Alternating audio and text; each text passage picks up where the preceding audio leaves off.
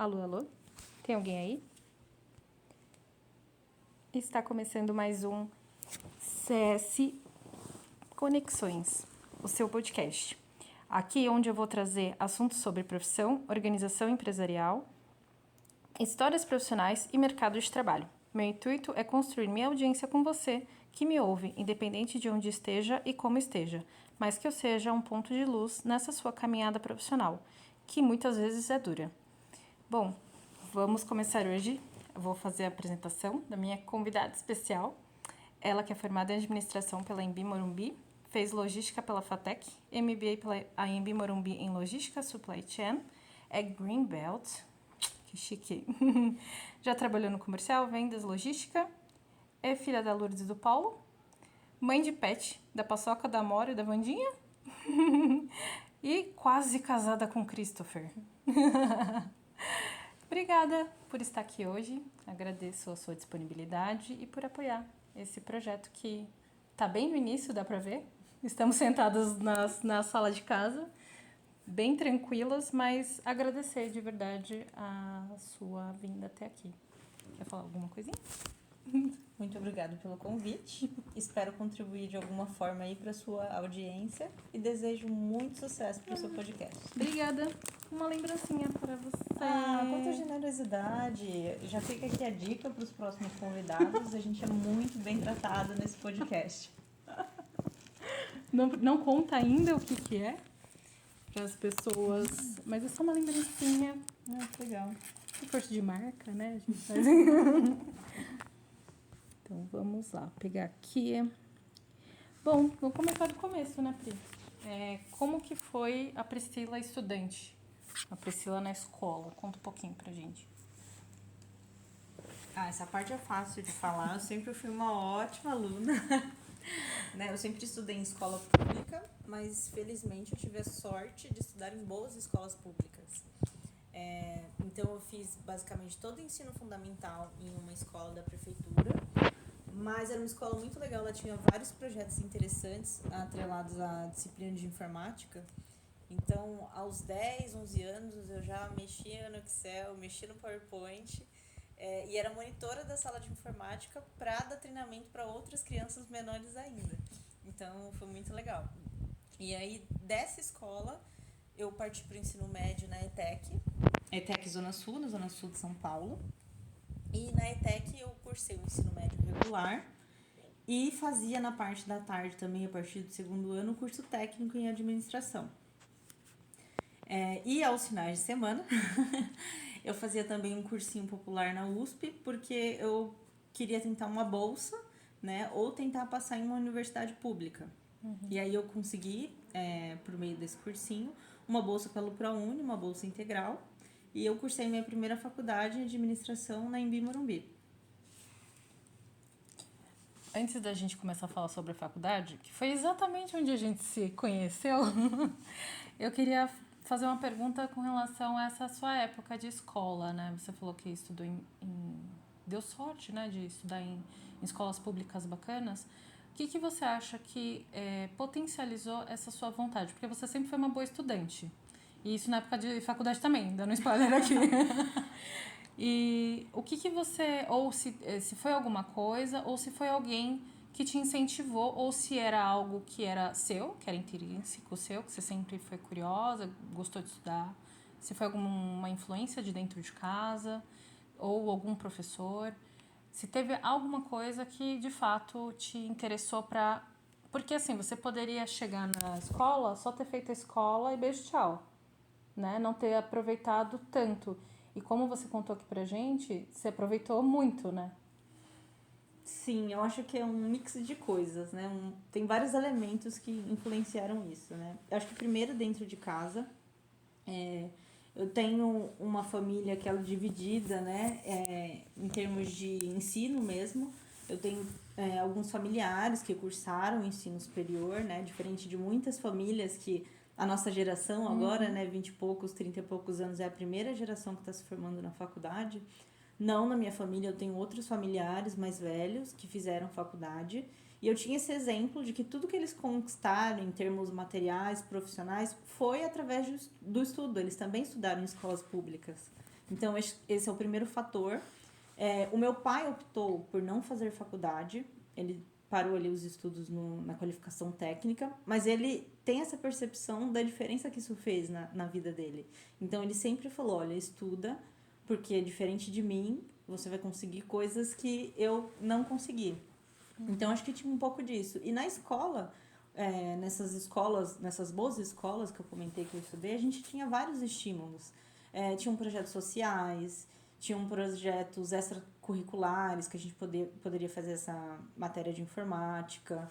Então, tudo isso acho que contribuiu um pouco para a minha curiosidade e para o meu envolvimento, né, na educação. E no ensino fundamental, por exemplo, uma coisa muito marcante que eu tenho a escola estimulava muito a participação dos alunos nas Olimpíadas Brasileiras de Matemática das escolas públicas. E eu ganhei 2 vezes menção honrosa, né? Fiquei entre os maiores alunos de pontuação nacional. Não fui medalhista, mas ganhei a menção honrosa. E a escola estimulava muito, né? Eles pediam para os alunos se levantarem, me aplaudir. E aí até virou uma brincadeira, que eu não podia levantar da minha cadeira, que os meus colegas me aplaudiam. Mas era uma atmosfera muito legal de estímulo, né? Acho que isso me deixava feliz e realizado. Sim. Que bacana. Eu acho que a Tabata Amaral, né, também participou. Acho que tem ali mais ou menos a sua idade também. Que bacana ouvir isso de uma pessoa tão próxima, né? E eu acho que você acha que isso também te incentivou a buscar um pouco a escolha profissional? Porque aí, quando, né, falando um pouquinho antes ali, no preparatório para o vestibular, de fato, porque você entrou com 17 na faculdade, né? Era super novinha. Eu lembro dessa época. E aí, você acha que, então, para essa preparação para o vestibular, tudo isso, né, o fato de você ser muito focada e disciplinada também, te ajudou na escolha profissional? Conta um pouquinho pra gente como que foi escolher de fato o curso. Sabe que eu vim pra cá pensando nessa pergunta, né? Eu falei, ela vai fazer essa pergunta. E aí eu fiquei buscando a resposta, porque eu não tenho uma resposta muito certa, né? Eu até falei, gente, será que é porque eu nunca tive a Barbie Profissões? Eu nunca tive um sonho assim, quero ser isso.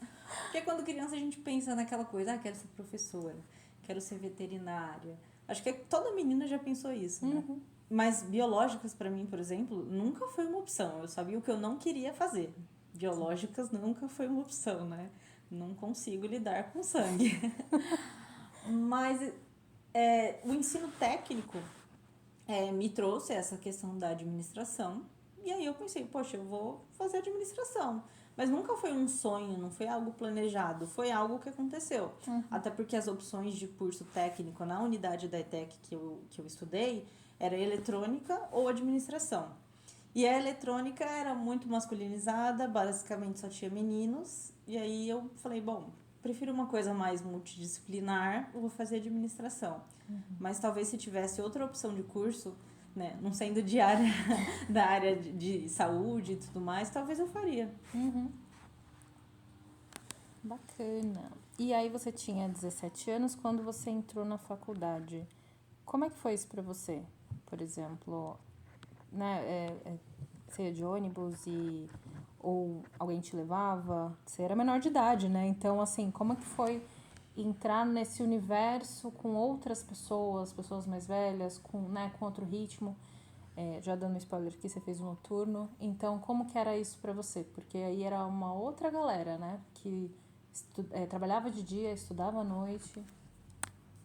Essa parte foi muito louca e eu tenho uma lembrança muito forte do meu primeiro dia de aula, porque eu nunca tinha saído à noite e ainda mais de ônibus, né? Porque sim, eu ia para a faculdade de transporte público e tudo aconteceu ao mesmo tempo, né? Eu passei de primeira no vestibular, muito jovem, e eu morava e estudava ali num raio de 4 ou 5 quilômetros da minha casa, então era como se eu estivesse saindo da bolha para conhecer o mundo lá fora.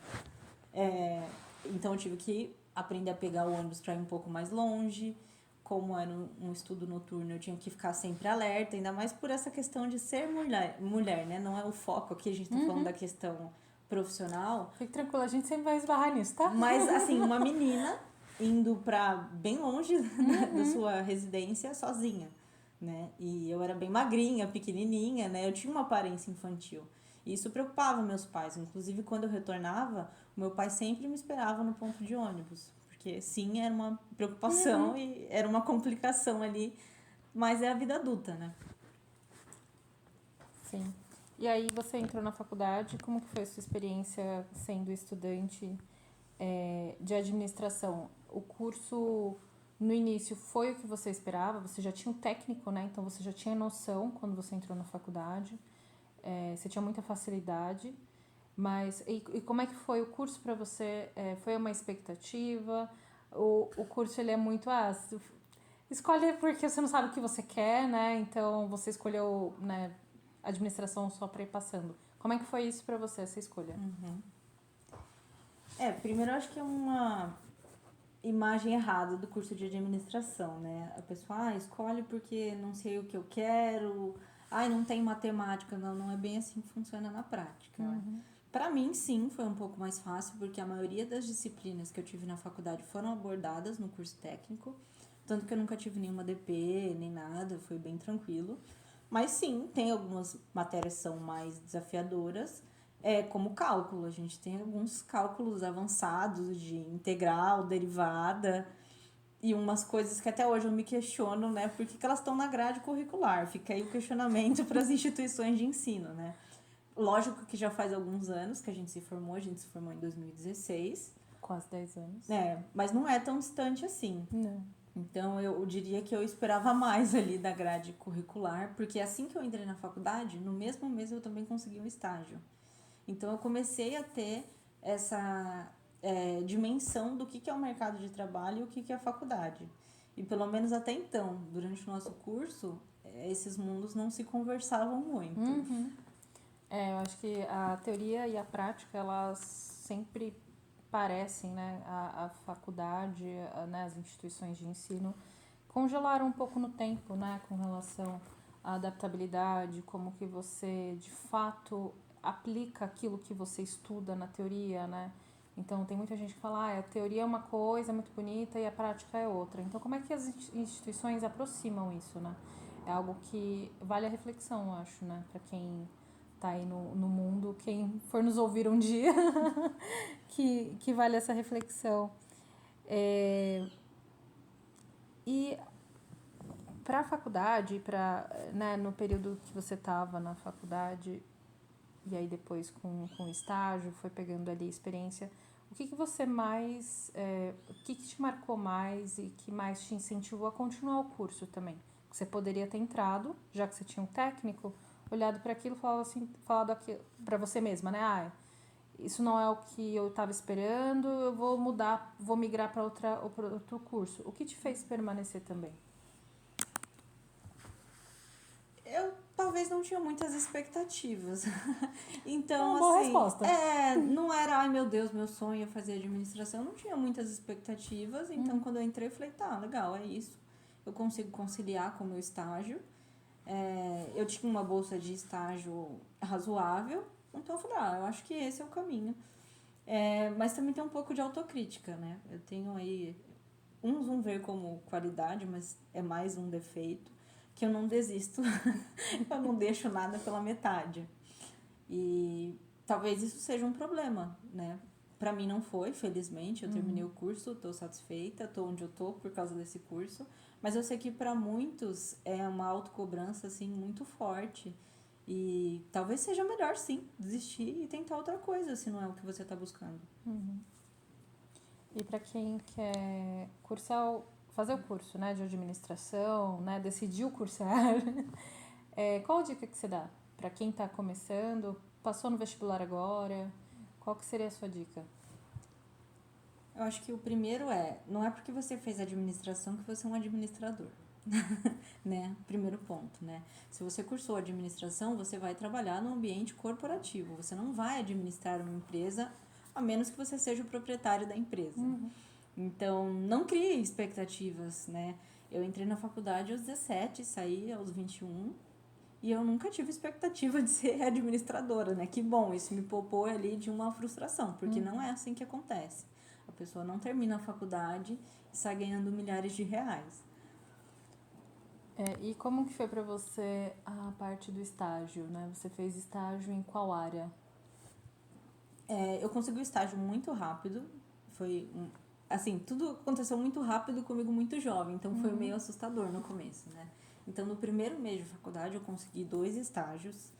Eu passei em um, e aí o outro não tinha me dado a resposta ainda. E aí, eu quase aceitei. Quando o outro me deu uma resposta, era um valor maior, era uma empresa de médio porte. Então, tinha vários benefícios de vale transporte, vale refeição, assistência médica. Isso para mim foi muito bom, porque os meus pais, o meu pai é aposentado e a minha mãe trabalha no mercado informal, então eu não tinha esses benefícios, né? Até meu pai falou, mas vale a pena conciliar, né, o trabalho com o estudo, você é bolsista, né? Não vai gerar custo pra gente, mas acho que te traz outras coisas, realmente. Eu não ia precisar necessariamente pagar uma conta em casa, mas eu poderia comprar minhas coisas, eu poderia viajar, eu poderia conhecer restaurantes, coisas que até então eu nunca tinha feito. Então, acho que a parte profissional, assim, é um estágio, óbvio, você vai aprender um monte de coisa, mas eu acho que como pessoa, eu acho que é a parte mais importante do processo, você amadurece horrores. E você fez estágio em qual área? Você entrou numa empresa e aí você foi para a área de logística já, que é o que você atua hoje, ou você trabalhou numa outra área antes? Eu entrei na área de Customer Service, inclusive eu recomendo para todo mundo que vai lá tentar a primeira oportunidade, tentar trabalhar com atendimento ao cliente, porque isso dignifica a pessoa. É importantíssimo. Se você trabalhou com o atendimento ao cliente, meu máximo respeito para você. Isso dignifica o ser humano e você vai ser capaz de fazer qualquer coisa. Então, eu trabalhava numa indústria química, né? Em customer service. Era um atendimento ao cliente, assim, mas cliente corporativo. Não era um atendimento ao consumidor. Mas tem seus desafios também. E aí, qual que foi o seu... o que você tirou de lição, já que você, né, tem o máximo respeito? A gente já trabalhou com atendimento ao cliente, entende, né, essa dor. E qual é a dica que você dá? Você já deu a primeira dica, que foi a primeira inserção, né, tentar buscar esse caminho. E qual que é a dica para você permanecer? Porque você precisa ter muita resiliência, né? Já vou dar aqui algumas dicas também, mas tem que ter uma resiliência. E como que você lidou, né, na época? Você sempre foi uma pessoa flexível ou você ali também te ajudou a ter essa flexibilidade? Bom, aí é o X da questão, a cereja do bolo. O clichê, né? Mas que é muito necessário, a inteligência emocional. Eu tive uma criação na minha casa que, assim, se eu estou no meu direito, se eu sou a dona da razão, nada pode me parar. Não sei por que meus pais me criaram assim, porque é um problema pra eles, né? Mas enfim, foi assim que eu fui criada. Só que no mundo lá fora não é assim. Em casa eu poderia contra-argumentar com meu pai e conseguir o que eu queria, né? Com a minha mãe e tudo mais. Mas o mundo lá fora não tá nem aí. Principalmente quando é o cliente. Ele não tá nem aí se ele tá errado, ele quer aquilo. Então, assim, eu demorei anos para desenvolver a inteligência emocional. Eu tive problemas de saúde, travei a coluna, fui pro hospital umas 2 vezes ser medicada. Então, acho que quanto antes você desenvolver inteligência emocional, simplesmente assim, entenda que nem tudo precisa te afetar. Nem tudo você precisa resolver, nem tudo precisa doer em você. Isso aí já é meio caminho andado. Isso é muito interessante, porque é um dos nossos grandes problemas da sociedade, né? Como que a gente lida com as nossas emoções dentro do mundo corporativo. E isso é muito complexo, porque para você travar a coluna, por exemplo, né? Para mim afeta um pouco na pressão. Tipo, eu não consigo, às vezes, verbalizar. E aí eu vou implodindo, né? Como é que eu faço isso? Como é que eu lido com isso? Como é que eu boto para fora de uma maneira assertiva, né? De uma maneira que não vá desgastar a minha saúde, né? E você às vezes entra numa depressão, né? E aí várias pessoas vão reagir de diferentes maneiras, né? E aí é muito interessante. Você chegou a buscar algum curso, alguma empresa que desse, né, algum curso sobre inteligência emocional? Você teve alguma experiência com isso? Sim, mas eu demorei muitos anos. Esses episódios, né, de começar a trabalhar, de ter essas questões de estresse e tal, começaram em 2013, que foi quando eu comecei nesse estágio. Mas eu só fui descobrir que tinha curso, livro e tudo mais sobre isso em 2020, na pandemia. né? Porque assim, enquanto você tá na rua vivendo, né, o normal, né, o antigo normal, você tem uma válvula de escape, né? Você sai, você viaja. Na pandemia você tem que lidar com aquilo. E aí veio essa questão, putz, eu preciso resolver isso de dentro para fora, eu não tenho mais uma distração. Eu nem diria válvula de escape, né? Eu diria que é uma distração, porque você não resolveu aquilo. Continua lá. Então, foi na pandemia que eu fiz cursos, li alguns livros e fiquei naquele processo de autoconhecimento. E aí eu diria que foi uma virada de chave. Interessante.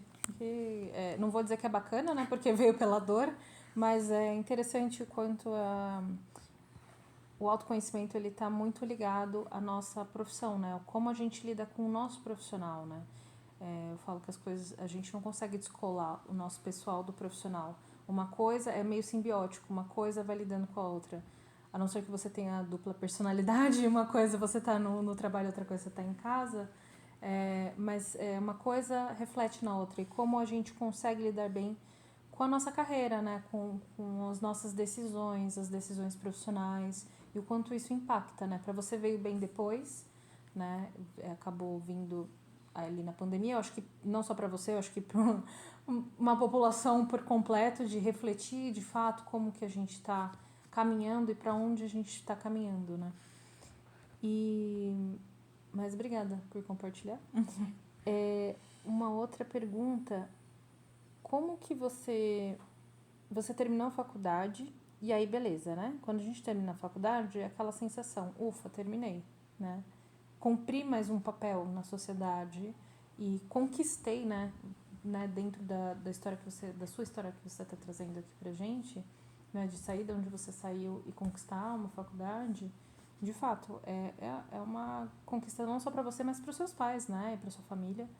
E quando você terminou a faculdade, como é que foi para você? Como é que foi aquela sensação? Ok, terminei. Eu vou ter que decepcionar um pouco a sua audiência, porque uma vez eu lembro que eu perguntei pra uma pessoa, né? Como que você se vê depois de terminar a faculdade? Ela falou, eu quero um carro zero e um apartamento. E não é a realidade, né? Vamos combinar que tá muito distante da realidade. Então, assim, de novo, eu terminei a faculdade aos 21 anos.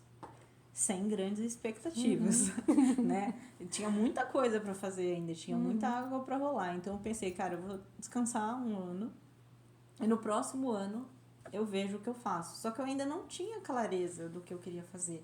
Eu ainda não tinha esse sonho, tipo, quando eu crescer eu quero ser tal coisa. E eu tava crescendo e não vinha isso. E aí eu procurei orientação vocacional, né? Consegui num projeto de uma universidade, orientação vocacional gratuita.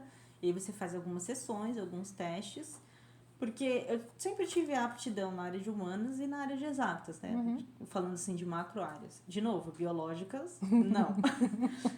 E nesse teste vocacional deu quase assim, 50%, 50%. Ou seja, não adiantou nada. E aí eu continuava na dúvida, meu Deus, né? O que eu vou fazer? E aí eu comecei uma pós-graduação numa instituição privada, eu pagava, bem caro, por sinal, em Big Data.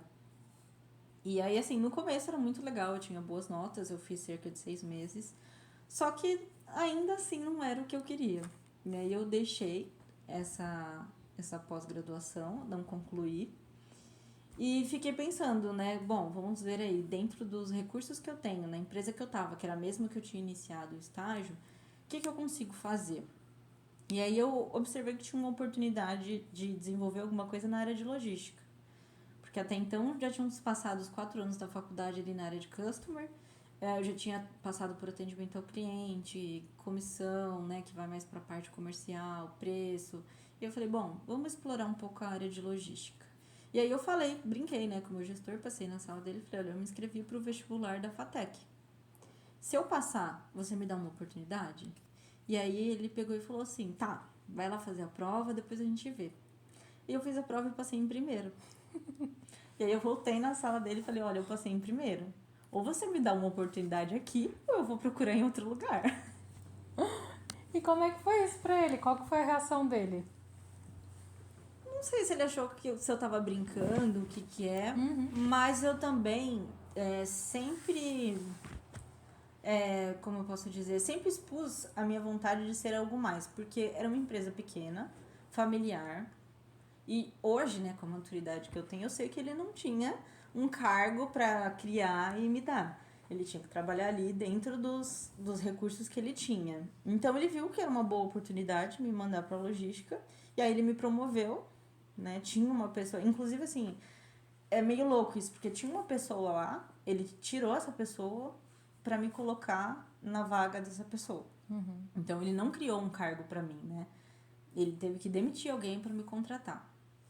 Então acho que no começo eu fiquei meio assim, né? Eu era muito nova, fiquei me sentindo culpada, mas é assim que o mercado corporativo funciona, né? E a partir daí eu falei, bom, já que ele me deu essa oportunidade, eu fui lá pedir, eu criei essa circunstância, eu preciso dar o meu melhor, eu preciso fazer o que eu posso e foi o que eu fiz. Interessante. Me dá uma dica, pelo amor, dá uma dica pra mim, né? Não é pra quem tá ouvindo, pra também quem tá ouvindo. Como que você trabalhou essa sua autoconfiança? Porque isso exige coragem também, né? De você bater na porta, porque muita gente que tá ouvindo a gente, e eu falo isso por mim mesma também, a gente às vezes tem medo, né, de fazer isso, né? Poxa, vou bater e aí ele vai ter que tomar a decisão dele, como é que eu ajo, como é que eu reajo a isso, né? Já que eu pedi tanto, a gente sempre fala, né? Você não pediu tanto pro universo, o universo te deu, e agora? O que você faz com isso, né? Como é que você lidou isso? E você era super jovem, né? Você tinha menos de 25 anos, era isso? Sim, exato. Eu passei nesse vestibular da FATEC em 2019, então eu tinha 24 anos. Então, assim, eu acho que a autoconfiança vem de casa. Eu acho que é da educação que eu recebi dos meus pais. O meu pai sempre falava, olha, se você for fritar pastel, o seu pastel tem que ser o melhor. E aí eu carrego isso, assim, tudo que eu vou fazer, de novo, né? Só que aí tem a questão da autocobrança, né? Tudo que eu vou fazer eu tenho que ser a melhor. E aí tem o lado positivo, que eu conquistei muitas coisas por conta dessa minha ousadia, mas tem um lado negativo da autocobrança. Então, assim, é algo de bom que eles me trouxeram com essa educação? Sim, mas eu tenho que saber ponderar. Não, bacana.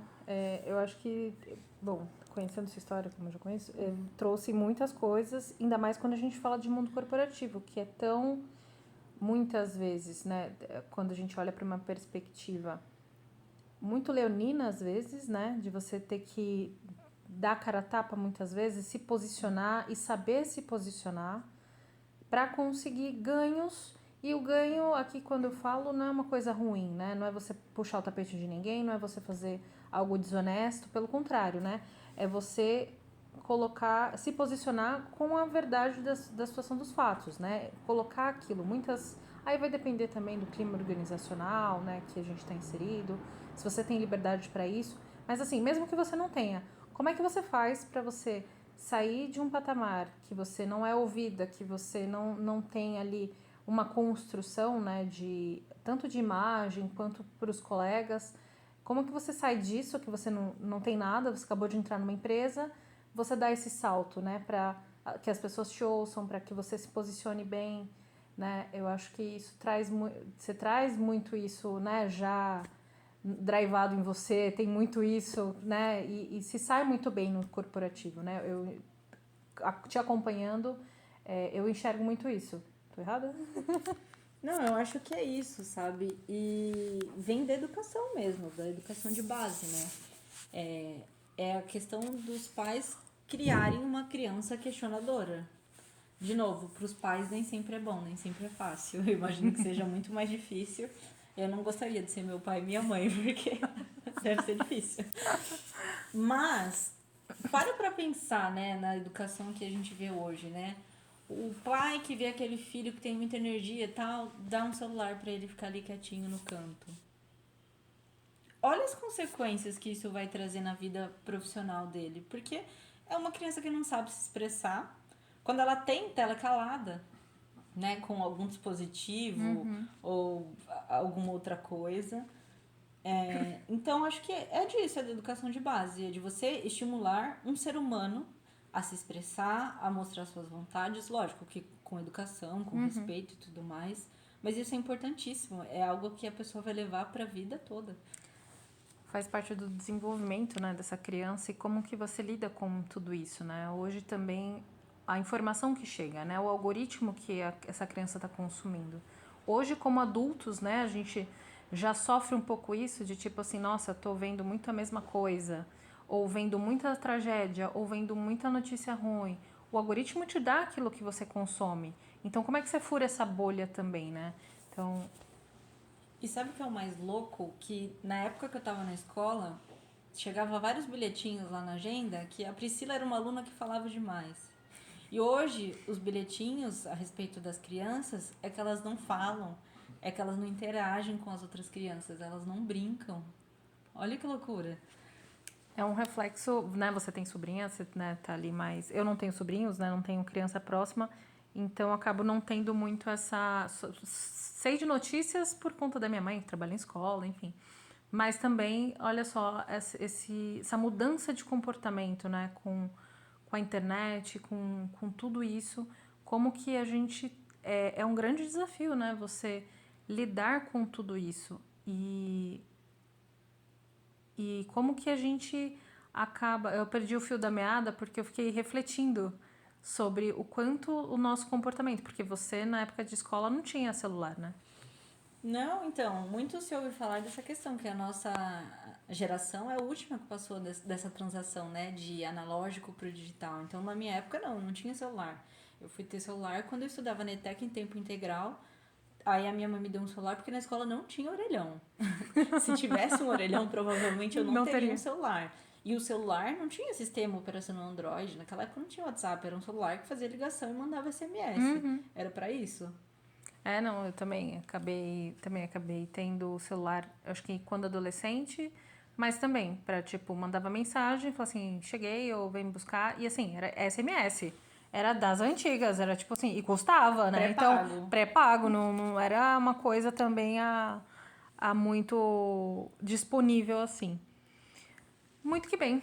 E vamos para a próxima pergunta. Sobre esse assunto, tem mais alguma coisa? Não, acho que tá tranquilo. Até porque se a gente for falar, a gente vai passar aqui a sessão inteira, né? Mas é um ponto muito interessante. Eu acho que para quem tem interesse, vale a pena pesquisar e verificar um pouco mais, especialmente para quem tem filhos. E se você que está ouvindo a gente está gostando desse assunto, se quer que a Priscila volte aqui outras vezes para a gente conversar sobre outras coisas também, deixe nos comentários. Eu vou fazer uma pergunta, que é uma pergunta, você responde se você se sente confortável. Mas você foi dando uns spoilers ao longo da nossa conversa até aqui. E eu vou te fazer uma pergunta. Quais eram os seus sonhos? Você disse que não tinha um grande sonho sobre uma profissão. Isso eu me identifico muito. Mas ao longo dessa construção profissional, você foi tendo sonhos? Ou você acha que isso foi com o tempo? Assim, tá bom, eu vi alguma coisa e eu fiquei com vontade de ter. Ou, você gosta bastante de viajar, começou a criar o gosto por viajar. Como que foi essa questão do sonho para você? De novo, em relação à profissão, continuo sem um sonho, né? E, de novo, gente, eu acho isso ótimo. Eu acho que me poupa de várias frustrações. Mas ao longo dessa jornada, né, e do mercado de trabalho, eu já estou no mercado de trabalho há 12 anos, eu descobri coisas que me fazem me sentir bem. Então, assim, trabalhar para mim não é uma opção, eu preciso trabalhar. Mas o que me faz me sentir bem? Eu gosto de servir, eu gosto de me sentir útil. Então, lá aquele trabalho que eu tive de atendimento ao cliente, né, que me dignificou como ser humano, eu utilizo muito das habilidades que eu aprendi para lidar com pessoas para facilitar o meu dia a dia. Então, hoje eu trabalho na área de supply chain, eu estou sempre prestando serviço para outra área. Não necessariamente hoje diretamente para o cliente, mas eu estou prestando serviço para outra área. Então, eu gosto de servir, de me sentir útil.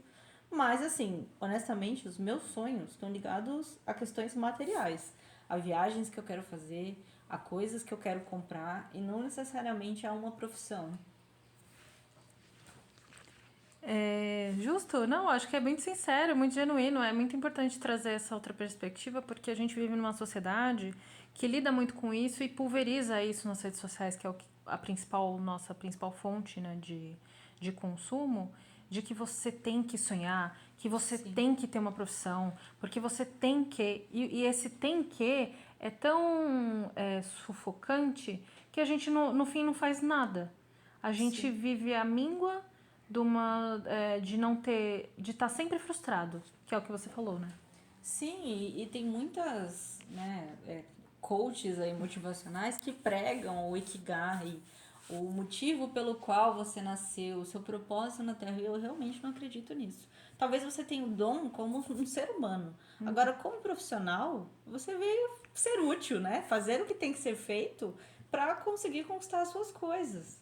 Se você é muito feliz, se você realizou o seu sonho nisso, ótimo, mas não é a situação da maioria. Eu me pego muito nisso, assim, sabe? De querer buscar um propósito na vida e acabo me frustrando muito, né? De tipo, poxa vida, o podcast, né? Eu criei justamente por isso também, para ouvir outras pessoas, né? É óbvio que eu poderia não estar gravando, eu poderia estar marcando um café com você, como a gente já fez, como a gente foi no parque, conversou e trocou uma ideia, e aquilo me ajudou. Então, mas assim, eu também me cobro. Então, o podcast ele veio também muito disso, assim, de ouvir, mas para também me curar, né, disso, assim, de cara, tipo, vamos escolher uma coisa aqui e vambora, sabe? Vamos ganhar dinheiro com isso, né? Pagar as contas, pagar os boletos, se manter, né? Ser independente financeiramente. E como é que eu faço tudo isso, né? Eu acho que vem muito disso. E quando eu falo de sonho, é isso, assim, é de um lugar muito idealizado também, né? Sim, exatamente. Para pra pensar, se você não nasceu lá na aristocracia britânica, você está predestinado a trabalhar. Ponto. Se você Realidade. não nasceu rei, você não Spoiler. nasceu rainha, não nasceu princesa, é isso. É isso. Você vai ser predestinado a trabalhar. Se é com algo que você gosta, ótimo. Se não é, faça o seu melhor, ganhe o seu dinheiro e curte a sua vida da melhor maneira possível. Você sempre teve essa certeza, assim, na vida? Eu pergunto porque a sua autoconfiança eu admiro muito a sua autoconfiança. E você sempre teve certeza disso, assim, tipo, ok, é isso aqui. Não vou mais pensar em nada, não vou me preocupar com nada. Sempre foi assim? Eu acho que sim, sabe? Porque, por exemplo, a minha mãe, ela sempre foi empregada doméstica. Que sonhos ela teria? Né? Já tinha filhos, ela acabou terminando, né, o ensino básico que ela não tinha, ela fez supletivo, terminou. Mas assim, é muito difícil para você falar para uma pessoa, né, que trabalha lá com limpeza, uma empregada doméstica, a ter sonhos. Super incentivo ela a ter sonhos. Só que, para pra pensar, é um pouco cruel também, né? O dia a dia dela não permite ela parar pra ficar deslumbrando, né? Então ela sempre fez o que tinha que ser feito e na medida do possível ela ia realizando as coisinhas dela. Comprar alguma coisa, fazer uma viagem. É porque eu acho que também a gente projeta os nossos sonhos na vida de outras pessoas, né? E cada um tem o seu tamanho de sonho, né? Cada um tem seu número, né? Acho que a gente não pode também... até aqui com esse podcast, né? A gente tá discutindo, tá conversando, mas acho que não cabe a gente motivar a outra pessoa. Ela tem que descobrir qual que é o seu sonho, o que, que cabe para você, o que, que funciona. Né? Por exemplo, a minha mãe podia falar, cara, eu quero ser empregada doméstica nos Estados Unidos. Certeza que ela ganha muito mais do que eu ganho como CLT aqui no Brasil. E não é sobre a profissão, é sobre o que te faz feliz. Para ela é realizada assim. Quando ela tem folga, quando ela tá no tempo livre dela, ela limpa a casa dela, porque é o que traz prazer pra ela, sabe? Então acho que é um pouco disso. Entendi. Interessante. A gente respeitar o outro na sua totalidade, né? Como que a caminhada de cada um, né? E como que a gente faz isso? É nesse movimento, né? Sim. É no caminho. Então a gente quer muito encontrar logo o chegar lá, né? Ah, eu vou chegar lá. O lá, né? Do sucesso, porque eu sou mente multimilionária, né? E tem toda essa questão. E como é que eu chego lá? E às vezes o seu lá que você está projetando não é o do outro. E é o que você trouxe, né? Pode ser uma pessoa muito próxima e você deixar de projetar isso. Como que você desconstrói isso, né? Também. Sim. E um exemplo recente que eu tenho no ano passado eu levei a minha mãe pro Chile. E aí, poxa, a primeira viagem internacional, paguei tudo pra ela e tal. E ela nem gostou tanto assim. E aí, pra mim, aceitar isso foi muito difícil. Porque eu falei, caraca, eu amo viajar. Se alguém me levasse pra viajar com tudo pago, seria incrível. E ela falou, não, eu preferia esse dinheiro pra, sabe, passear no shopping, comprar alguma coisa que eu tenho vontade. Nem precisava de tudo isso, todos esses milhares de reais, sabe? E é sobre isso. Tipo, eu também não tenho direito de ficar brava. Cada um sonha o que cabe a si. E é isso. Interessante, porque é algo que você gosta e você quis transferir isso pra ela. E é uma grande lição, né? Tipo, como a gente também tem que respeitar o outro, né? Por exemplo, meu pai, ele não gosta de viajar pra mato. Tipo, meio do mato, assim. Ele não gosta de acampar, ele não gosta... E, tipo assim, é uma coisa que eu já curto, já gosto de explorar, já gosto de... E aí, fala assim, poxa, ele não gosta, mas tão legal a natureza, é legal pra mim. Que respiro, mesmo tendo medo, tá? Mesmo tendo medo de animais. Mas eu vou, eu enfrento. Por quê? Eu acho que pra mim é um lugar, é um bem-estar estar ali. Pra ele, não. Ele gosta de shopping, ele gosta de escada rolante, ele gosta de ar-condicionado, ele não gosta de passar perrengue, entendeu? Tipo, que na cabeça dele é perrengue. Sim. Então é isso, onde que a gente encontra, né? E respeita as pessoas né, nas suas vias, né? Exato. Nos seus caminhos. Quer falar mais alguma coisa? Não, acho que é isso. A gente tem que fugir do Barbie Profissões e explorar novas ideias. Maravilhoso esse conceito de Barbie Profissões, que a gente quer ter tudo, né? E nesse momento, assim, né, de... Você falou, né, que por um período da sua vida ali, né, profissional, você começou a buscar, né? Você foi testando, entrou no Big Data, não gostou, e aí depois foi para logística. O que foi? Foi fazendo esse teste mesmo? Essa experimentação, né? Se abrir para o novo para conseguir encontrar, vamos dizer assim, um caminho? Eu acho que não é nem só encontrar um caminho. Eu acho que é avançar. Tá. Porque às vezes você vai encontrar um caminho que não é o que você buscava. Mas é o que vai te levar aonde você quer chegar. Seja lá onde for. Como é que você lida exatamente nesse pontinho? De tipo assim, ok, como é que eu atravesso isso, mesmo não gostando? Como é que lida? Acho que a primeira coisa é você deixar de ser passivo. Em que sentido? Eu sempre acreditei que se eu fosse uma boa profissional, o meu chefe ia me valorizar por isso. Porque eu recebia feedback positivo dos meus colegas, então ele estava vendo. Não tinha por que ele não me reconhecer. Mas ele não reconhece, não é assim que funciona. Primeiro, porque ele não é dono da empresa. Segundo, que é como a gente já conversou aqui, ele está indo lá fazer o que tem que ser feito. E para pensar, às vezes também não é o sonho dele, então ele não tá lá no engajamento máximo. E você tá responsabilizando ele pela sua vida. Porque, queira ou não, a vida profissional é o que vai determinar tudo aí. Se você vai viajar no final do ano, se você não vai, se você vai dormir bem essa noite, se você não vai. Então, quando eu parei para refletir sobre isso, eu falei, cara, eu vou buscar. E aí, é que assim, né, eu acho que o meu chefe era muito tolerante, porque quando eu não tinha o que eu queria, né, olha, eu gostaria de ser promovida esse ano, e ele falava, não vai, eu falei, tá bom, eu vou procurar outro emprego, então, tudo bem? E aí ele me respondia, ok, você tem que procurar o que é melhor pra você. Eu tinha ali, de certa forma, né, uma folga, porque se fosse outro gestor, teria me mandado embora, né? Então, assim, eu tive ainda esse benefício de procurar outro emprego, outra oportunidade, enquanto eu estava empregada.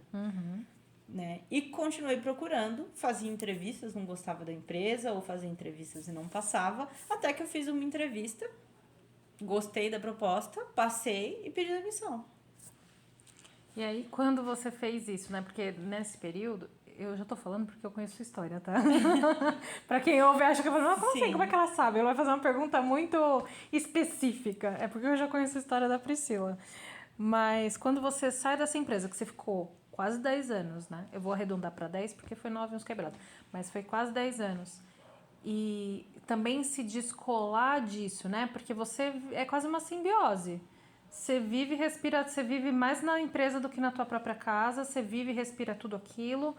Como que foi fazer o desmame, vamos dizer assim, né?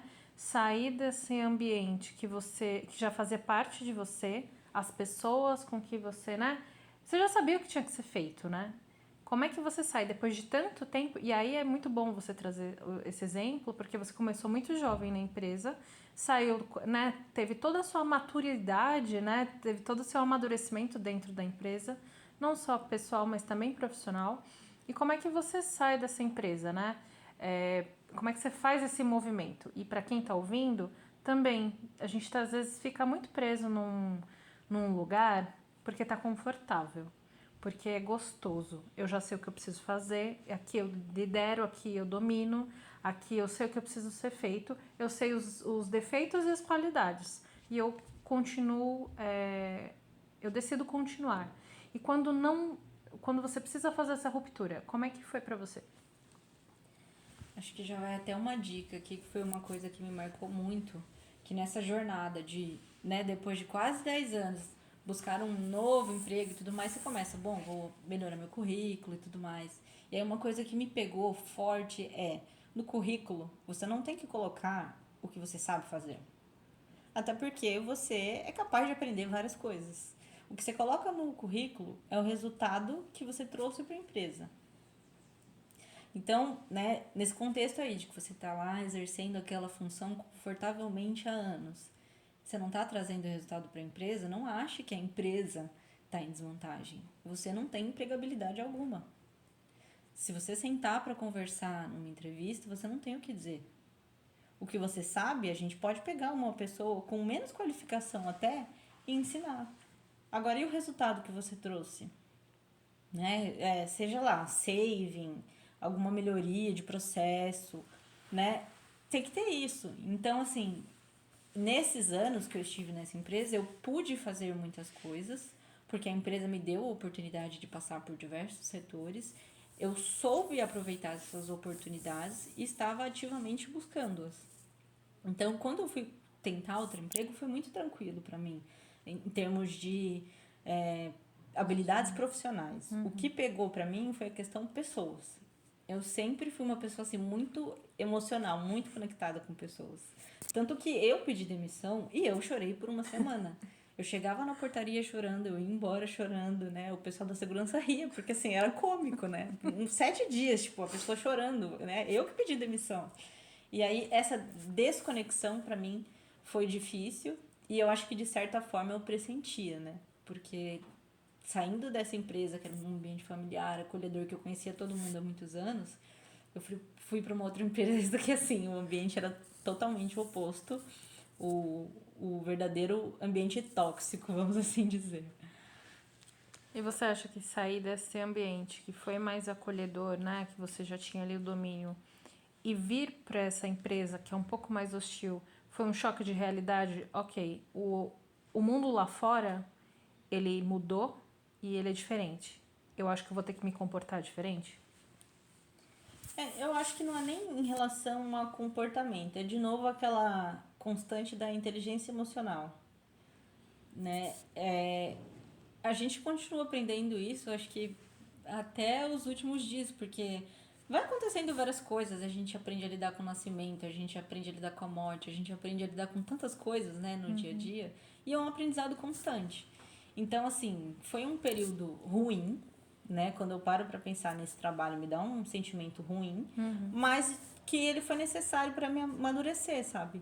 Inclusive para me fazer valorizar o ambiente que eu tô hoje, que talvez se eu não tivesse passado por tudo isso, eu não saberia valorizar. E durante esse processo, né, que você passou, que não foi tão legal, você... O que você tira de bom? Às vezes é muito difícil a gente olhar, quando a gente passa por situações ruins, olhar o lado bom, né, da moeda ali. Às vezes, de fato, a gente só passou por coisa ruim. Mas o que você tira de lição de tudo isso? Eu gostaria de trazer de novo a importância das pessoas, né? Eu conheci pessoas, assim, muito bacanas. Eu fiquei nessa posição por 18 meses e talvez se não fosse por causa dessas pessoas eu não teria conseguido, né? E o upgrade de salário, né? Eu saí de uma empresa familiar, que faturava alguns milhões, para uma empresa multinacional de bilhões. Então, isso te traz novos desafios em relação a idiomas, né? Você tem contato com a língua, aquele curso de inglês, né, que eu fiz há muitos anos e eu achava que eu nunca ia utilizar. Eu comecei a utilizar, então, como profissional, isso me obrigou a ter novas habilidades. Então, acho que foi importante nesse sentido. E durante toda a nossa conversa, você nunca parou de estudar? Dentro dessa jornada sua de trabalho, né? Eu percebo que você está sempre buscando. Você, pelo que eu entendi, você nunca parou. Não. Assim, eu parei, né? Pelo menos assim, o último curso formal que eu fiz já tem aí quase 4 anos, né? Em uma instituição de ensino e tal. Mas o ensino informal, eu tô sempre buscando uma mentoria, algum cursinho online do Hotmart mesmo. Pode ser uma pessoa que você se identifica, não precisa ser um coach famoso. De repente você assina um podcast como esse, que vai te trazer vários insights. Mas eu acho que o importante é você estar alimentando a sua mente, trazendo insights, né? Para que você continue essa jornada de autoconhecimento mesmo, né? Porque por mais que você tenha terminado a faculdade, a jornada de autoconhecimento é infinita. Sim, com certeza. É interessante o quanto a educação, né? Eu tenho gravado, né? Feito as gravações para essa primeira temporada. E eu percebo que o quanto mulheres, porque agora essa primeira temporada é um spoiler para quem está nos ouvindo, se não ouviu as outras, é, só vão ter mulheres e são mulheres próximas a mim, né? Já que explicando um pouquinho para quem nos ouve, e o quanto são mulheres fortes e que sempre buscam a educação como solução. Para mim é muito, eu nem posso falar direito porque eu sempre acabo chorando por conta disso. Já fiz apresentação no corporativo e acabei chorando também, porque é um ponto muito sensível que eu acho que assim, é o que muda, é o que transforma, é o que dá solução, sabe? Às vezes a gente tá sem saber para onde ir. Fala assim, poxa vida, eu queria melhorar de vida, eu queria sair da situação que eu tô, às vezes tá tudo. Aí eu vou falar aqui um palavrão, tudo dá uma merda. E aí o profissional, o pessoal, você tá sem emprego, você tá ferrada de grana. E para onde que eu vou, né? Para onde que eu corro? Como é que eu saio dessa situação?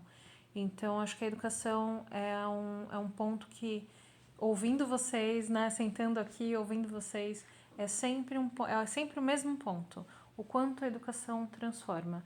E o quanto as mulheres não param de estudar. Então, assim, é um ponto que é interessante ver o quanto a gente tem transformado através da ação. O quanto nós mulheres, que até pouco tempo atrás a gente não podia votar, a gente não tinha direito de fala, e o quanto a gente fazendo, que é justamente indo para o mundo, trabalhando e fazendo. Óbvio que tem outras maneiras de se fazer a transformação, mas eu acho que é isso. A gente participa desse movimento que é elevar. Primeiro vieram mulheres que nos trouxeram os direitos. E o que a gente faz com esses direitos, né? A gente está elevando um pouco o nível, que é isso. É ocupar lugares de liderança. Eu vejo que são mulheres fortes que estão buscando. Sim, eu acho que assim, ainda ocupar lugares de liderança e tudo mais, ainda a gente continua nessa luta, ainda está um pouco distante. Mas eu Sim. acho que o valor principal é a educação, né, das mulheres, das meninas, é uma arma contra a violência doméstica. Porque hoje, assim, felizmente não é a nossa realidade, mas pode ser de alguém que está ouvindo. Muitas pessoas se submetem a isso porque dependem financeiramente do agressor. Sim. Então, por mais que você sonhe que a sua filha case com aquele príncipe provedor, né, aquela pessoa de boa família, que aí a sua filha não vai precisar de mais nada, é importante que ela estude, que ela tenha uma profissão, para que ela não precise se submeter a nenhum tipo de violência, né? Não só física, mas de repente verbal, psicológica e várias outras, né, violências que existem. É muito interessante isso mesmo, trazer essa temática. A gente fala sobre profissão, né, no mundo corporativo, empregabilidade, mas também esbarra em muitos temas que são relevantes. Não tem como a gente não falar, nós mulheres, não falarmos de tudo isso. É óbvio que a gente só está em mais uma etapa. É óbvio que cargos de liderança, mulheres em cargos de liderança ainda são baixos comparativamente, mas com os homens. Então, mas eu percebo que existe um movimento, pelo menos, sabe? do que uma geração passada, por exemplo, que nem se imaginava. A gente não imaginava isso, sei lá, há 10 anos atrás, quando a gente entrou na faculdade. Não existia isso. Tá bom, a gente foi fazer administração, ok. Mas e aí, né? Tipo, não tinham muitas referências. Hoje a gente tem muito mais. E claro que com as redes sociais, isso pulveriza muito mais, né? Eu consigo enxergar mulheres que a gente consegue, Sim. né, falar sobre Heloísa Trajano, Luísa Trajano, a Cristina Junqueira, até a irmã dela, Thaís Thaís Junqueira. Então são mulheres que vão trazendo, que numa outra roupagem também, né? Sim, sim. Eu adoro a Cris Junqueira, né? Todas as minhas amigas sabem que eu falo pra seguir ela, porque ela é a primeira bilionária self-made. E isso é incrível, né? Uma mulher que tudo bem que assim, gente, né? Não é uma mulher que veio da periferia, não é uma mulher negra, né? Não vamos entrar nesse mérito, mas é uma mulher que, com o que ela recebeu da família dela, ela tornou isso, né, na educação. Ela foi estudar na USP. De aí em diante, ela foi uma mulher independente e chegou aonde chegou com a capacidade dela, né? Não foi com herança nem nada disso. Então, acho que, assim, incrível, mérito todo dela. E é importantíssimo a gente ter referências como essas, né? Você estava até falando de faculdade, eu fiquei pensando em professoras. Eu não consigo lembrar de uma professora. Então, assim, ainda assim, a administração, né? Que é um curso, assim, em termos de gênero, que é bem misto, a gente não tem muitas professoras. Pelo menos não tinha na nossa época. Tinha uma ou outra, né? Ali, marketing, Inglês. Tinha ali uma ou outra que, né, tava ali, mas não é. Ainda também a academia também acaba sendo muito masculina, né? O corporativo muito masculino. Então, como é que a gente vai quebrando isso, né? Como é que a gente transforma tudo isso? E a Cris, ela é muito boa, né, no que ela faz e ela verbaliza, ela é ativa, né, nas redes sociais, está com podcast agora também. É bem legal para quem está ouvindo ir buscar e se informar. Sim, e eu acho muito legal que ela desmistifica essa parte do propósito, né? Porque para pensar, ela é uma mulher bilionária aos 40 e poucos anos. O que mais ela precisa? Né? E aí... Mais um filho. Mais um filho, Já talvez, Cris? Mas, assim, é o que ela fala. Ela precisa acordar todo dia e mostrar para os filhos dela alguma coisa. Ela precisa ensinar pelo exemplo, né? E é o que ela fala. O propósito dela é ser útil. Ela se sente bem sendo útil. Então, é por isso que ela acorda e vai trabalhar todos os dias, mesmo sendo bilionária. E ela é só a co-founder, né? Cofundadora da Nubank. Então, tipo assim, aqui é um banco que desmistificou, né? Teve uma ruptura ali bem grande no mercado financeiro, né? E a forma como lida e como atende o cliente, né? Eu acho que o atendimento do cliente ali para mim como exemplo é incrível, assim, literalmente na palma da mão, e como você ativa e desativa as suas, né? Você decide dar poder para o cliente. Então, eu acho que isso é muito bacana quando eles trazem isso, né? Como atendimento ao cliente, já que a gente estava falando disso também. Eu vou fazer uma pequena parada aqui na nossa entrevista para os patrocinadores. E se você quiser tomar uma água, você fica à vontade, tá? Então, se você quiser anunciar ou patrocinar esse podcast, entre em contato pelo e-mail csconexõespodcast@gmail.com. Você já se perguntou se a sua empresa está funcionando no seu máximo potencial? Muitas vezes, pequenas lacunas no desempenho, nos processos ou na comunicação podem estar limitando os resultados da sua organização, mesmo sem que você perceba. Empresas como a sua enfrentam desafios como gargalos operacionais, desalinhamentos estratégicos, dificuldades na gestão de equipes e nos processos pouco eficientes. Essas questões podem resultar em perda de tempo, aumento de custo e oportunidades desperdiçadas. É exatamente aqui que a nossa consultoria de diagnóstico organizacional faz a diferença. A CS Apoio Administrativo realiza, né, uma análise personalizada para sua empresa para identificar esses gaps. E entregamos para você não só um plano claro e prático, mas também eliminando aí os problemas e otimizando o desempenho. Então, por isso, com o nosso diagnóstico, você pode reduzir custos operacionais, identificando ineficiências, alinhamentos estratégicos e objetivos para aumentar a produtividade, melhorar a comunicação interna e satisfazer também as equipes. São aquelas pessoas que estão com você. Descobrir oportunidades de crescimento e inovação, elevar resultados financeiros com uma gestão mais inteligente. Então, se você tiver mais dúvidas e quiser entrar em contato, siga a gente no @CS Apoio Administrativo, que a gente pode te ajudar. Vamos fazer uma avaliação. É isso. Muito obrigada. Vamos voltar. Se quiser, fica à vontade. Se espreguiçar. Bom, a gente já falou da sua face estudante, da época de faculdade, o início da sua jornada profissional, né? E a mudança ou, né, o retorno ali em logística. Logística, você teve o contato logo no início ou você só foi ter depois mesmo? Eu tive contato com a logística no meio da minha, né, trajetória profissional, mais ou menos aí depois de uns 5, 6 anos no mercado.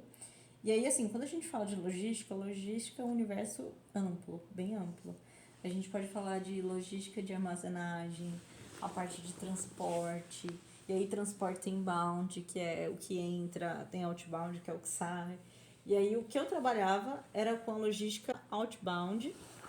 Eu cuidava de tabelas de frete, ocorrências no transporte, esse tipo de coisa. Muito bem.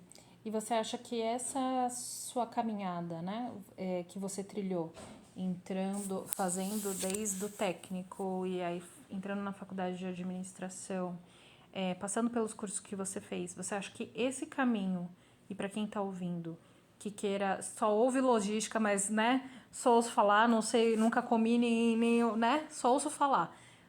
Você acha que foi uma caminhada feliz para chegar onde você está? Sim, eu gosto bastante.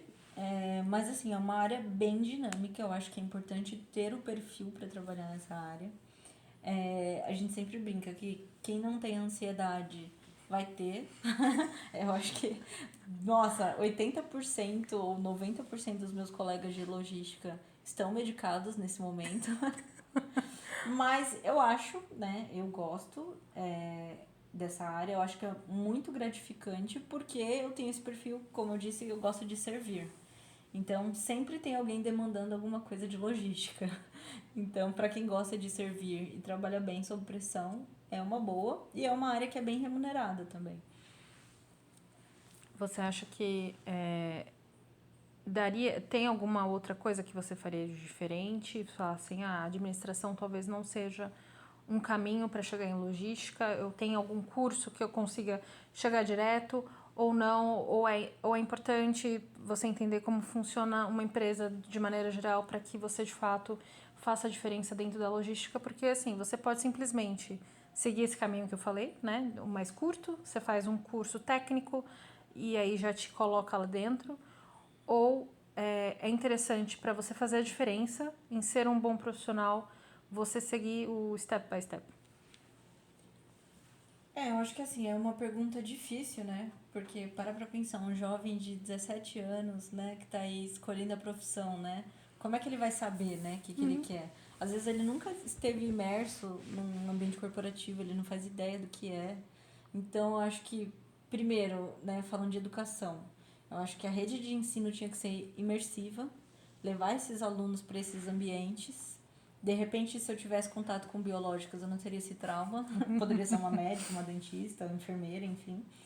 Mas é isso, né? Pra mim, o que fez diferença foi fazer o curso técnico, então eu tinha noção do que era o ambiente corporativo. E, como eu disse, não era o meu sonho, mas era algo que me atraía, trabalhar no ambiente corporativo. Fiz administração, né? E fiz depois outra graduação em logística. E aí, como eu fiz 2 graduações, a segunda eu eliminei algumas matérias e fiz num período mais curto de tempo.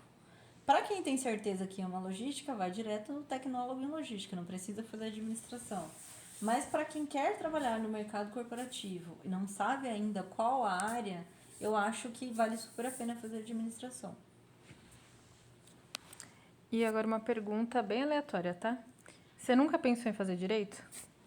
É uma pergunta bem aleatória mesmo, mas eu acho que você é uma pessoa argumentativa. E óbvio, né, você já explicou aqui, que vem da sua infância, né? Da forma como você foi criada, de fato, de ser questionadora. E você nunca pensou em fazer direito? Sabe o que é legal? Que ninguém nunca me fez essa pergunta. E na minha família deve ter, sei lá, uns 3, 4 advogados. Nossa, Não nem sabia. necessariamente eles exercem a função, mas eles cursaram direito. Não sei se era popular na época deles, enfim.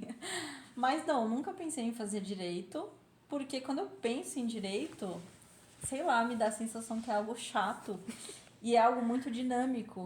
Eu tenho a impressão que eu vou ter que ficar lendo todo dia porque algo vai mudar. Mas na minha faculdade de Big Data, por exemplo, né, tinha alguns cases e o Big Data é muito utilizado na área de direito.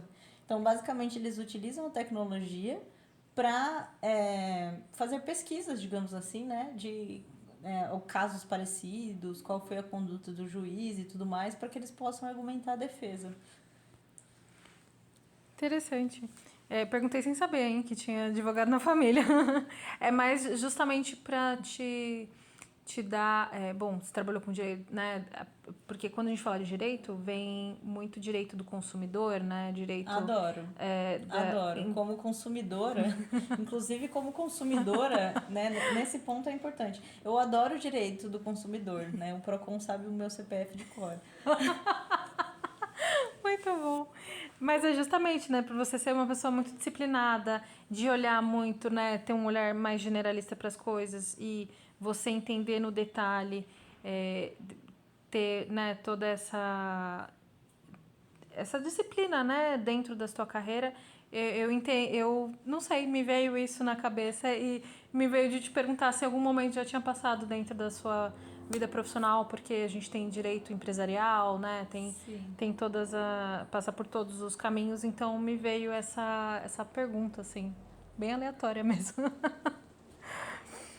E me conta sobre o atual momento. Então, aí você saiu, né? Passou por uma fase ali não tão legal. E aí você chegou numa fase bacana, né? Que eu acho que é legal a gente contar os percalços, mas também as vitórias, né? Sim, essa parte é a parte mais legal, tá? Da minha trajetória até então. Enfim, estava trabalhando nessa empresa que, né, em termos de ambiente corporativo, não era muito legal. O que não é muito legal, né? Porque isso é relativo. Existiam algumas situações de assédio moral com outros colegas, não era comigo, mas isso me afetava, não me fazia bem. Era um ambiente no qual eu não gostaria de estar, mesmo que aquele ato não estivesse acontecendo comigo. Então acho que isso é importante também, né? Se você tem empatia, né? Não é possível que você trabalhe bem num ambiente como esse. Mas era uma empresa que tinha um salário muito legal, era quase o dobro do que eu ganhava no meu primeiro emprego. Tinham benefícios, assim, muito bons, né? Que são benefícios que nem são tão comuns no mercado. E isso me deixava muito triste, porque, de novo, meus sonhos, como eu disse, eram basicamente materiais. E pra mim não era uma coisa legal deixar aquela posição e ganhar menos. Então eu tava trabalhando na minha mente o conformismo. Tipo, olha, você vai ter que aguentar e vendo o que dá. Só que na jornada, né, de procurar outro emprego, quando eu estava na minha primeira experiência, eu tinha feito uma inscrição num banco de dados da empresa que eu estou trabalhando atualmente. Ou seja, 2 anos antes. E eu simplesmente tinha esquecido. E aí a pessoa, né, do RH me ligou e falou, olha, lembra que você se inscreveu para tal vaga? Eu fiquei até constrangida. Não, não lembro. Não lembro. Você pode me falar qual é? E aí ela falou, olha, você se inscreveu para uma vaga assim, tal. Quer participar do processo seletivo? E assim, naquela hora, eu tinha certeza que aquela vaga era minha. Como? Por favor, me dê essa dica de como sentir. Eu acho que assim, me deu um sentimento tão bom de alívio, sabe? Tipo, que te dá vontade de fazer dar certo. Eu acho que tem muitas entrevistas que eu já fiz quando estava nessa primeira empresa que eu trabalhei e eu não passei porque eu não tinha certeza do que eu estava fazendo. Por mais que eu quisesse sair, por mais que eu quisesse ganhar mais, eu era feliz lá.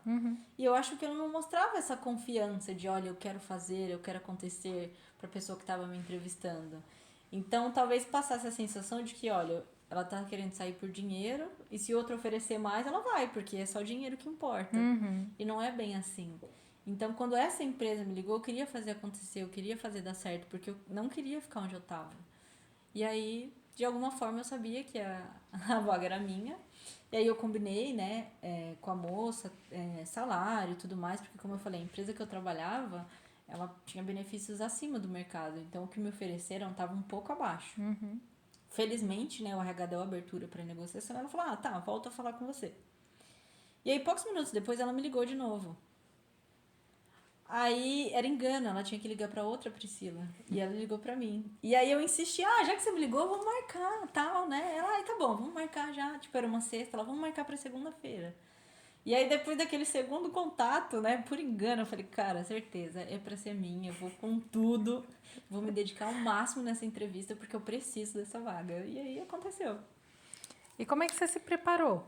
Já que você puxou esse gancho, como é que você se preparou para essa vaga em específico? Porque você foi pesquisar essa empresa, porque né, você tinha esquecido. Você foi pesquisar um pouco mais. Conta um pouquinho, compartilha como que você se preparou. Esse ponto é muito legal, porque assim, quando me mandaram a descrição da vaga, primeiro que assim, era uma multinacional que basicamente tinha um monte de siglas em inglês que eu não fazia ideia do que significavam.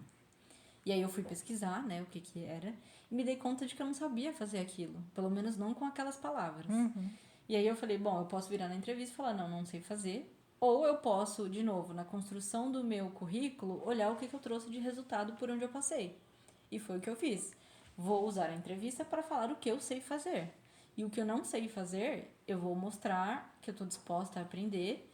E com base na minha experiência, eu mostro como que eu aprendi, né? Todos os desafios que eu tive na minha jornada profissional. E foi o que eu fiz.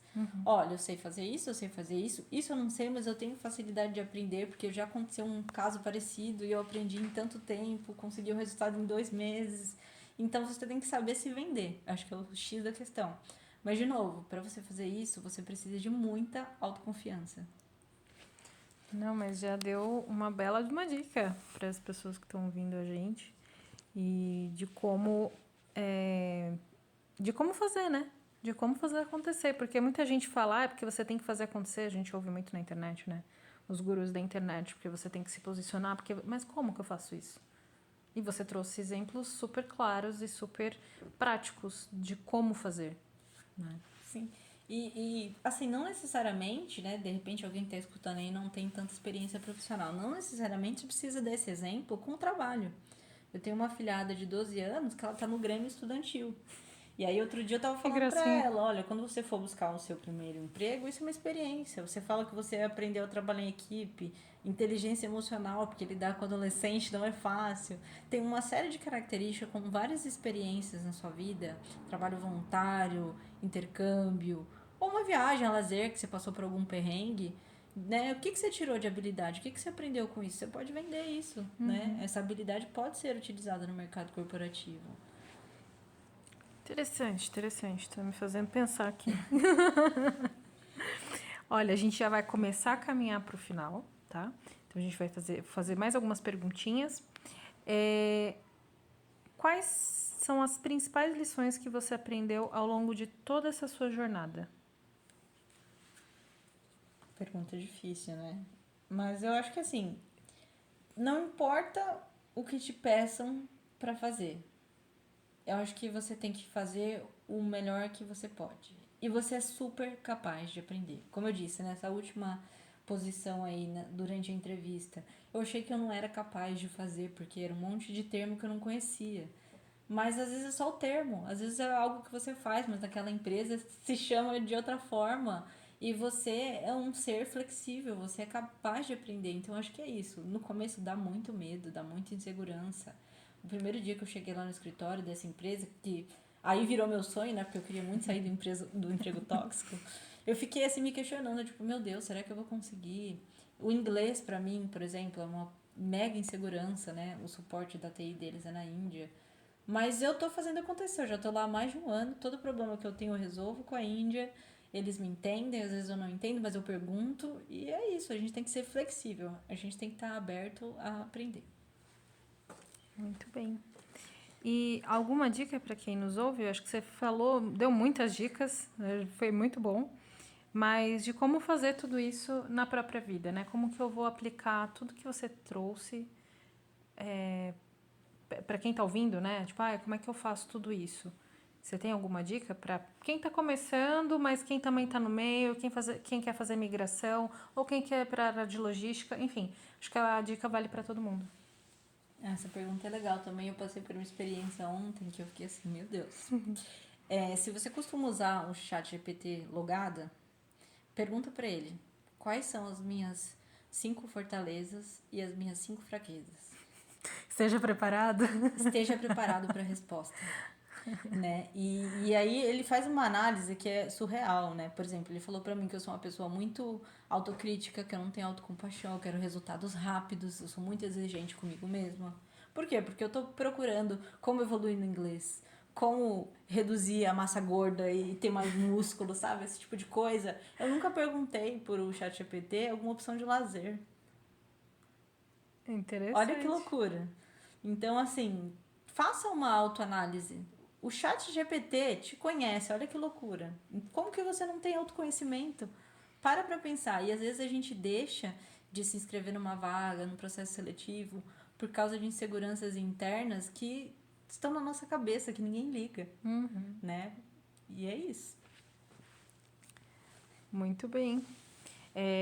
Lembrando que tudo que a gente coloca lá é público. Se você não paga, ele se torna público, né, no chat GPT. Então a gente também tem que tomar um pouquinho de cuidado. Mas é uma excelente reflexão. Vou fazer esse teste. Minha próxima pergunta, deixa eu olhar aqui, que a gente já tem uma certa idade. A gente tem que ter uma pauta, entendeu, galera? A gente não lembra tudo de cabeça. Por mais que eu saiba a vida da Pri, eu preciso de uma orientação aqui. Fazer escolhas sem medo ou como enfrentar esse medo? Eu acho que é impossível fazer escolha sem medo. É impossível, eu nunca fiz. E eu acho que o que eu aprendi é não ter medo de sentir medo. Né? Como eu falei na última empresa lá, fiquei super morrendo de medo de pedir demissão, fiquei uma semana chorando. Mas aquilo foi tão bom pra mim. Eu só tô aqui hoje, né, por causa disso. Como né, você comentou, eu adoro viagem, eu já fui pra vários países por causa dessa experiência, do que isso me proporcionou. Então a gente vai ter medo sempre, né? E aqui agora a gente já chegando aí nos 30 e poucos anos, uma coisa que a gente sempre conversa em casa é sobre família, né? A gente acha que nunca vai estar preparado para ser pais.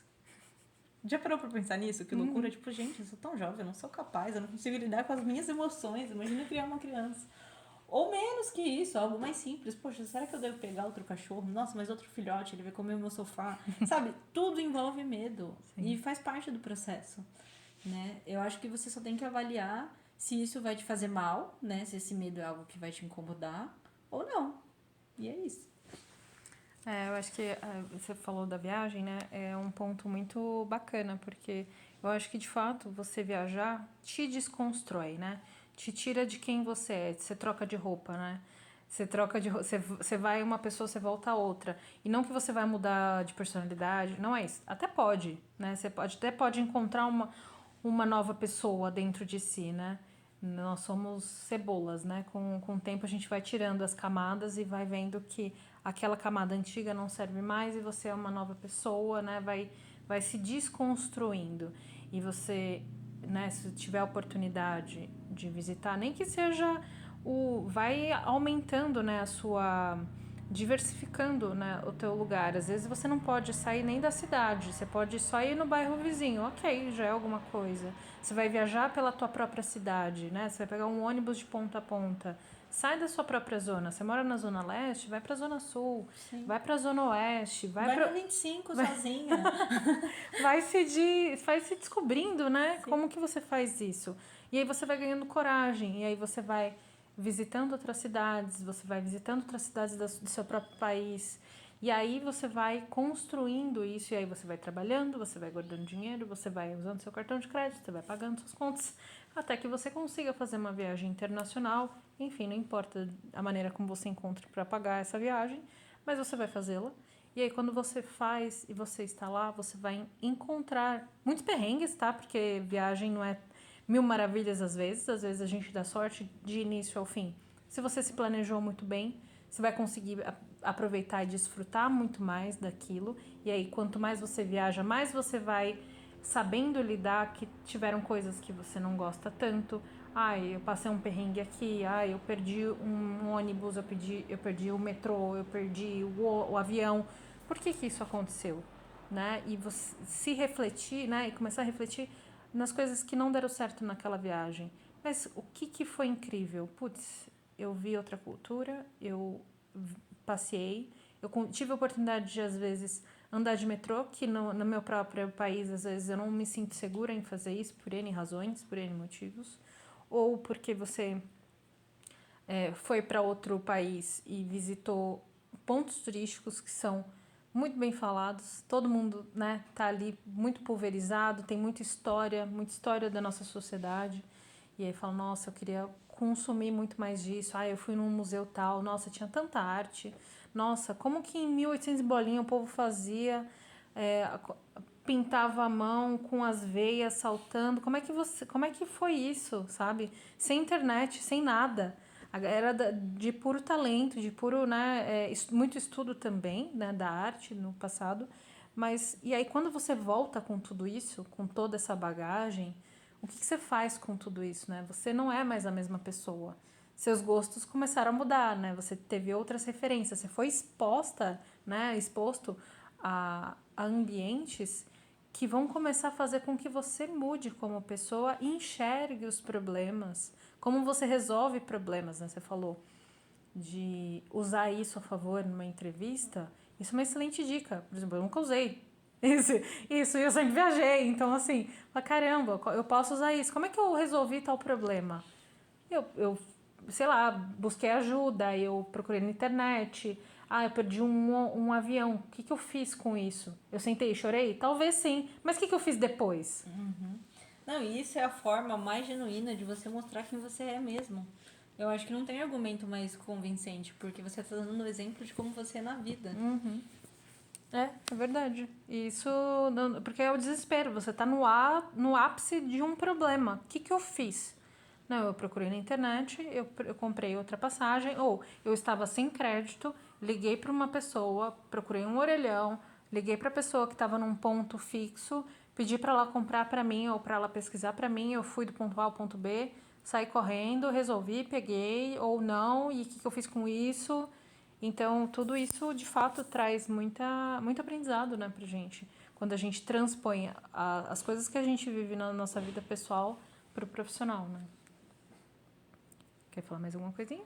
Não, acho que é isso mesmo, até porque no profissional a gente sempre tem ali um filtro, né? E se você dá um exemplo do que você é na vida, né? Você tá ali se mostrando, né? A sua vulnerabilidade ali pro entrevistador, eu acho que super conta pontos. E claro, né, um entrevistador que de fato vá te valorizar por isso, né? A gente sabe que no corporativo tem aí as camadas que precisam ser seguidas e tem entrevistador que não vai te valorizar por isso e talvez não seja o lugar, né, para estar também. Acho que também escolher é uma forma de filtro também, Sim. né, de escolher aquele lugar, aquele ambiente, né? Não, isso é importantíssimo, porque depois de determinados anos de experiência, quando você decide mudar de profissão, mudar de empresa, quem está recrutando é você.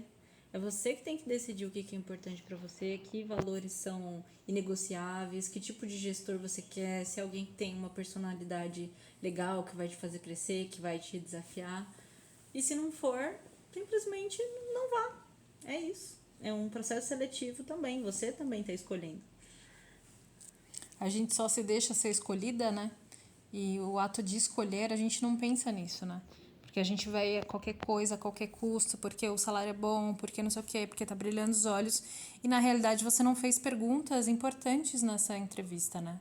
De entender qual que é o ambiente corporativo, qual que é o tamanho da equipe, qual que é como que o gestor lida com certos desafios, se existe um plano de carreira ou não. Então tudo isso é importante, né, a gente fazer como prévia, né, para entrar. Sim, vou dar até um exemplo que foi meio enrascada, né? Mas eu fiz entrevista com o gestor e eu achei ele incrível, porque ele tinha muito tempo livre, e aí ele surfava, e ele jogava vôlei, fazia um monte de coisa, né? E até eu lembro que meu marido ouviu a entrevista e falou, nossa, o cara parece ser legal, né? Ele até brincou, acho que os chakras de vocês se alinharam, vocês conversaram tanto e tal. E aí, beleza, aceitei a proposta de trabalho. Só que depois eu fui me dar conta que, olha o contexto. Ele tinha acabado de se divorciar, ele estava saindo de um quadro depressivo, e essas pessoas que faziam todas as atividades com ele eram subordinados dele.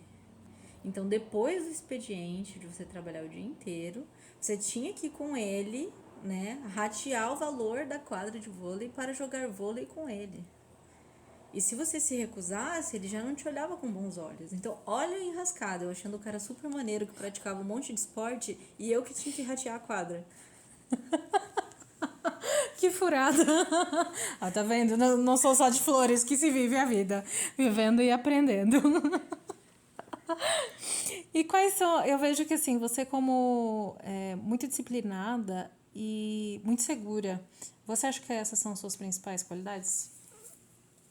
Eu acho que é como você me vê, eu não sou muito segura. Como eu comentei, tem muito medo envolvido em todas as decisões. Mas aí é o que você tem que escolher. Você vai conviver com medo ou você quer arriscar e de repente atingir algo a mais? E eu sempre quis algo a mais, né? Dar um exemplo da minha vida pessoal. A gente acabou de comprar um apartamento de 40 e poucos metros quadrados. Não é o meu sonho, eu queria uma mansão. Eu continuo vendo os anúncios de mansão. Eu não posso pagar nem pela reforma do apartamento. Mas eu continuo vendo os anúncios de mansão porque é isso, sabe? Eu tô ali sempre focada no objetivo. Tô aproveitando o momento, né? Gratidão, mas eu já tô de olho no próximo passo. Gratidão sempre. A cara do Lula foi muito boa. Ele tá aqui sentadinho ouvindo a gente, tá? Foi muito boa a cara dele agora. E, bom, acho que última pergunta. Qual que é o seu conselho para quem quer seguir na área de logística em específico? Eu sei que você já falou, já deu muita dica, já falou bastante. Então, se você que está ouvindo gostou da Priscila, comenta aqui, fala para ela voltar mais vezes nas próximas temporadas. Mas deixa esse conselho, último conselho aí, se você já falou tudo que tinha que falar também, ou se você queira falar outra coisa também, fique à vontade, tá? Não, tá ótimo. Vou dar um conselho bem específico, assim, bem profissional, que é, se você não sabe falar não, muito provavelmente você não serve para logística. Por quê? Para pensar que a logística ali é a última etapa do ciclo do pedido. Se algo deu errado lá atrás, vão querer compensar no transporte. Então, vão te pedir coisas impossíveis, né? Então, se você não sabe falar não, não é uma boa para você, porque você vai se comprometer com um prazo que não é possível de ser realizado, e isso é muito ruim profissionalmente, né? Porque aí vão dizer que você não conseguiu. É assim que funciona no dia a dia. Então, é importante você se impor, saber falar não, saber a sua alçada, né? Até onde você pode ir, e isso é muito, muito importante. E você acha que, agora, né, desdobrando um pouquinho, você acha que isso também vem do ambiente de trabalho que você tá, para saber até onde você pode ir, e da sua liderança também, quem te lidera? Eu acho que sim.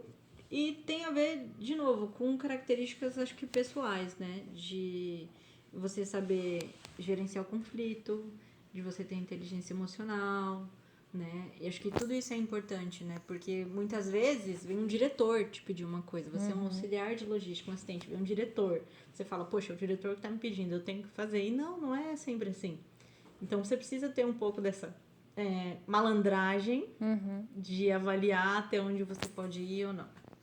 Interessante. É muito bom você falar disso, porque às vezes a gente fica com medo, né, da hierarquia. E porque uma pessoa está vamos usar na hierarquia, está numa patente alta, vamos dizer assim, pode tudo, né? E às vezes não. Às vezes não é o correto, né? Porque é o que você está falando. Se você não fala não para um cara que tem uma patente alta por medo de ser mandado embora, né? Muitas vezes o seu não, o não é o sim, né? Se você não diz nada, é um sim. E o sim pode te comprometer. Não, e um alerta muito importante, né? Como eu falei, as pessoas, né, no ambiente corporativo tentam compensar prazo em transporte. Só que quando a gente está falando de transporte, a gente está falando também de um ser humano que está dirigindo há horas, né? Ele tem ali uma rota de 5 dias, você quer que ele faça em 3. Então a gente está falando aí também de segurança. É muito, muito importante. Por isso que o profissional de logística ele tem que saber quando ele tem que dizer não. Interessante você falar isso, porque quando a gente fala de logística fica muito amplo, né? A palavra é ampla. Ah, você tem uma logística, você tem que levar o produto de um ponto A ao ponto B, ou devolver aquele produto de um ponto B ao ponto C e devolver para o ponto A, e aí como que eu faço tudo isso? E de fato, quem que carrega tudo isso, né? É o cara que está no caminhão, que tem família, que tem, né, seus sonhos, suas responsabilidades. Sim. E que muitas vezes faz aquilo por uma fase da vida e que também quer ir para outros ambientes. E como é que eu lido com essa vida, né? De fato, é interessante você trazer essa perspectiva. Bacana. Quer falar mais alguma coisinha?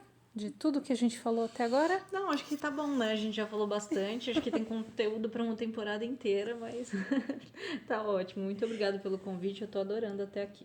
Ah, que bom. Obrigada. Bom, e agora a gente parte pro fim mesmo, que são as suas dicas. Deixa pra gente aqui uma dica de livro. Eu tenho uma dica de livro polêmica, mas realmente o meu livro favorito. Inclusive, eu acho que deveria ter uma série sobre esse livro, porque ele é muito bom. Ele se chama O Dono do Morro. Ele conta a história da construção da Rocinha, focada muito nessa questão de vulnerabilidade social, né? Porque a gente julga, né? Ah, uma favela cheia de criminosos, mas como foi que isso aconteceu? Né? Todo mundo que mora na Rocinha é criminoso, né? O que aconteceu, né? O contexto histórico disso, por que essas pessoas foram persuadidas, por que elas estavam vulneráveis. Então é uma história assim muito legal, eu recomendo para todo mundo. E talvez eu vou procurar. É uma reflexão, né, também de assim, né, somos pessoas privilegiadas, né, com oportunidades e buscamos as oportunidades também. Fizemos o melhor, né, que pudemos até aqui, mas olhar fora da bolha, né? Porque a gente tem a nossa própria bolha e isso é um convite, né? Sim, e assim, é um contexto de pessoas que não tinham saneamento básico, não tinha gás, não tinha internet, não tinha um banco para fazer um empréstimo. Então foi aí que o crime foi permeando e tomando conta da favela. Falo especificamente da Rocinha, mas eu imagino que num contexto geral deve ser bem parecido. Eu não tenho lugar de fala, né? Mas olhando para uma perspectiva, me parece uma perspectiva muito política também, né? Totalmente. É algo que você vai permeando, né? A gente fala tanto da corrupção do Brasil na política e o quanto, né? Não posso nem falar muita coisa aqui, mas eu acho que é isso, né? Quando você olha para uma outra perspectiva também, né? Não sei. Aí eu vou ter que ler para entender um pouco melhor. Quer falar mais alguma coisa? Tá bom. Uma outra dica, uma música que você gosta, uma música que você queira que as pessoas ouçam e vá trabalhar motivado ou não, ou que só bote aí no rádio, mas que faça o dia dela mais feliz. Sim, eu tenho uma música que é como se fosse um hino, assim. Inclusive, quando alguém vê no Instagram essa música, é porque aconteceu algum marco muito importante na minha vida, porque eu gosto dela para esses momentos. Que é aquela Unstoppable da Cia, né? Que ela fala que, tipo, eu sou uma Porsche sem freios, e é assim que eu penso. Eu passo o carro mesmo, eu aproveito qualquer oportunidade que aparece, e é isso. Muito bem. E depois, agora a nossa última dica, uma pessoa nas redes sociais que você goste, que você acha que seja bacana as pessoas também seguirem. Para trazer, né, não só para o profissional, mas também pessoal, enfim. Aí fica uma dica que você queira. Eu já até falamos dela, né? A Cristina Junqueira. Eu gosto muito da perspectiva que ela tem em relação à vida, né? E tudo mais. Ela dá dicas sobre mercado de trabalho, família e tudo mais. Todas as sextas-feiras ela abre uma caixinha e religiosamente ela responde lá as melhores perguntas. É muito, muito interessante. E ela também tem uma irmã que recentemente foi promovida diretora da Microsoft, a Thaís Junqueira. E ela também dá várias dicas sobre o mercado corporativo. E eu acho que assim, é muito legal. De novo, não são mulheres que pertencem a grupos minoritários, Mas são mulheres, né, que são muito bem-sucedidas em suas carreiras e eu acho que vale super a pena a nossa audiência. Muito bem, muito obrigada por estar aqui hoje, agradeço. Encerramos por aqui. Se você está ouvindo a gente, se quiser que a Priscila volte novamente, por favor, mande nos comentários com outras temáticas, né? A gente pode vir aqui e trazer ela para conversar sobre alguns assuntos que talvez você queira saber mais sobre a nossa opinião ou uma perspectiva, que é só uma perspectiva, mas que talvez seja um ponto de luz, de energia para você, que seja uma boa caminhada, tanto profissional quanto pessoal, enfim, não importa. Mas muito obrigada, Pri. Muito obrigada. Foi Obrigada, sim. Obrigada, pessoal. Nos vemos no próximo episódio. Beijinhos, se cuidem.